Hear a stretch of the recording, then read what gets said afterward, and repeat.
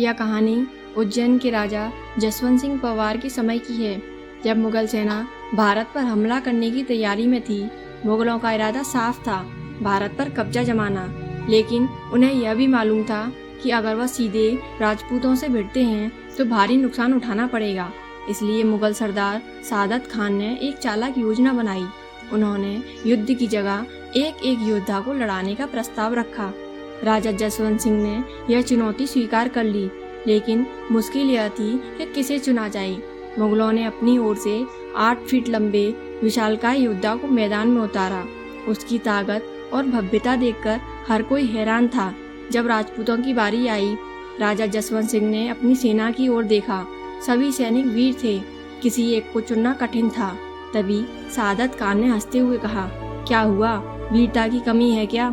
राजा जसवंत सिंह मुस्कुराए और कहा, मेरी सेना में हर सैनिक वीर है। अगर मैंने किसी एक को चुना तो बाकी सैनिक नाराज हो जाएंगे। राजा जसवंत सिंह ने मुगल सेना को योद्धा चुनने को कहा।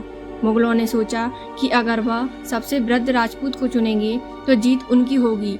इसलिए मुगलों ने एक वृद्ध राजपूत को मैदान में भेज दिया। युद्ध शुरू हुआ। मुगल योद्धा ने तेजी से हमला किया और वृद्ध राजपूत की छाती में भाला घोंप दिया। सबको लगा अब राजपूत की हार निश्चित है। तभी राजा जसवंत सिंह ने गर्जना करते हुए कहा, इस मुगल को काट डालो।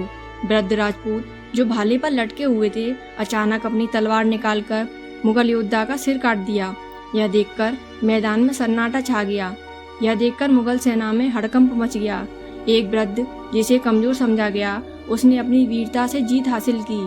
मुगल सैनिकों का मनोबल टूट गया और वे तुरंत संधि के लिए मजबूर हो गए।